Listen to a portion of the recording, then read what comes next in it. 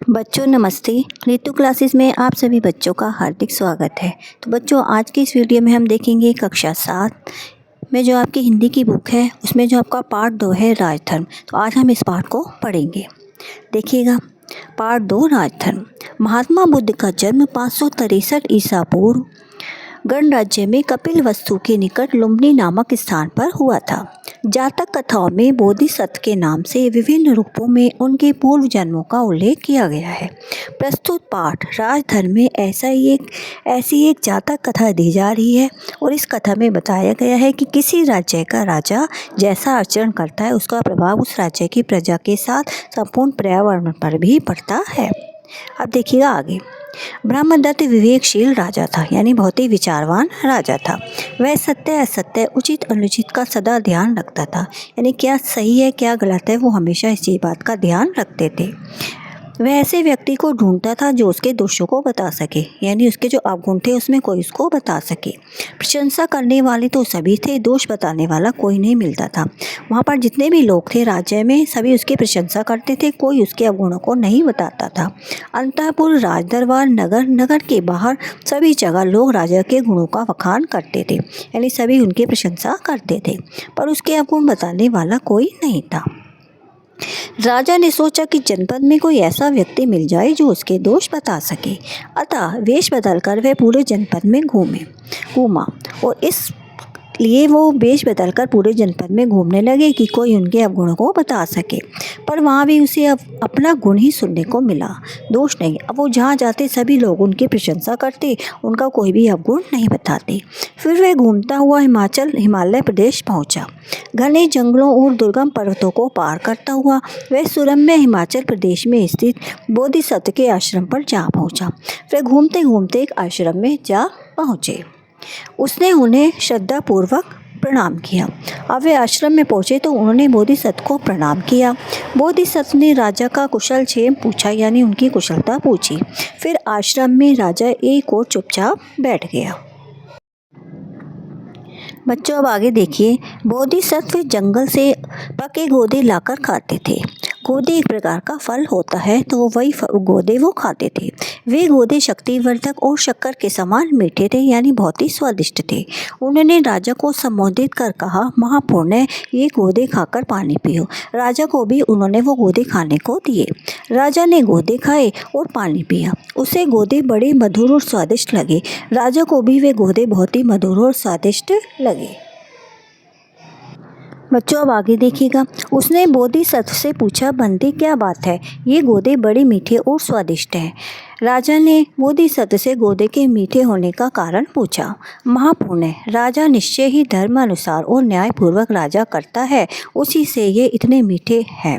तब महापुण्य ने यानी बोधिसत्व ने कहा, मतलब राजा को कहा कि ये महापुण्य कि ये यहाँ का जो राजा है निश्चय ही वो धर्म अनुसार राज्य करता होगा और न्यायपूर्वक राज्य करता होगा, उसी कारण से ये गोदे मीठे हैं।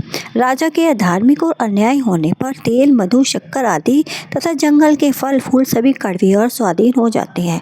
उन्होंने ये भी बताया कि अगर राजा अधार्मिक होगा, धर्मपूर्वक राज्य नहीं करता होगा और न्यायपूर्वक राज्य करता होगा तो वहाँ की जितनी भी वस्तुएँ हैं, कुछ भी हो, वो सब कैसा हो जाता है, कड़वा हो जाता है और स्वाद रहित हो जाता है।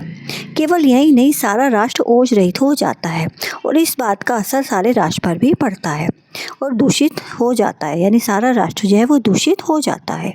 राजा के धार्मिक और न्यायप्रिय होने पर सभी वस्तुएं मधुर और शक्तिवर्धक होती हैं और सारा राष्ट्र शक्तिशाली तथा ओजस्वी बना रहता है। बनते ऐसा होता होगा। राजा को उनकी बात पर बड़ा आश्चर्य हुआ, तो ये कहकर राजा अपना परिचय दिए बिना ही बोधिसत्व को प्रणाम कर अपनी राजधानी लौट आए। राजा ने ना तो उनको बोधिसत्व को अपना परिचय दिया कि वे कौन है और कहाँ से आए हैं, और उनको प्रणाम करके अपनी राजधानी लौट गए। उसने सोचा तपस्वी बोधिसत्व के कथन की परीक्षा करूँगा। अब उन्होंने सोचा कि तपस्वी बोधिसत्व ने जो बात कही है कि ये सही है गलत, तो इस बात की वो मतलब इस कथन की वो परीक्षा लेने की सोचेंगे। अधर्म और अन्याय से राज करूँगा, देखूंगा कि बोधिसत्व की बात में कितनी सच्चाई है। और राजा ने ऐसा ही किया। अब राजा ने अधर्म और अन्याय से राज्य करना शुरू कर दिया।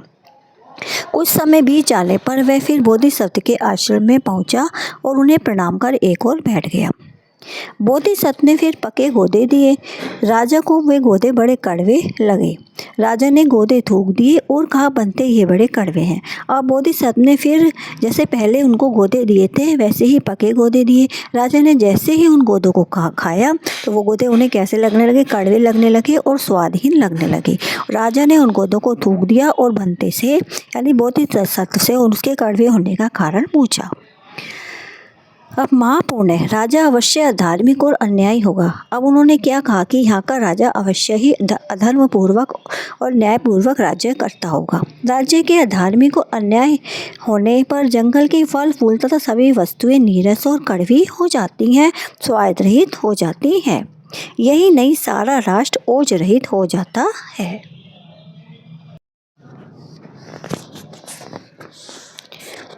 राजा के ओर जिज्ञासा करने पर बोधिसत्व ने कहा कि गायों के नदी तैरते समय बैल नेता यदि टेढ़ा जाता है तो नेता के टेढ़े जाने के कारण सभी गायें टेढ़ी जाती हैं और मार्ग से भटक जाती हैं। अब उन्होंने इस बात का उदाहरण दिया कि जब राजा को बहुत ही जिज्ञासा होने लगी इस बात को पूछने की, तो बोधिसत्व ने कहा कि यदि कोई गाय नदी तैर रही है और तैरते समय बैल जो है, यानी बैल को गाँव का नेता कहा गया है, तो यदि वही नेता यदि टेढ़ा जाता है, वो टेढ़ा मतलब अलग मार्ग से जाता है, तो नेता के टेढ़े होने के कारण सभी गायें टेढ़ी जाती हैं, यानी उसी रास्ते पर चली जाती हैं और मार्ग से भटक जाती हैं, यानी रास्ता भटक जाती हैं। इसी प्रकार मनुष्य में भी जो श्रेष्ठ होता है वही नेता माना जाता है। यदि वह टेढ़े मार्ग से जाता है, अधर्म करता है, तो सारी प्रजा को मार्ग पर चलती है और अधर्म करने लगती है। राजा ही नेता होता है, यानी राजा को ही नेता माना गया है। राजा के धर्म विमुख होने पर सारा राज्य दुख को प्राप्त होता है। यदि राजा अपने धर्म से विमुख हो जाएगा तो सारा राज्य दुख को प्राप्त करने लगेगा।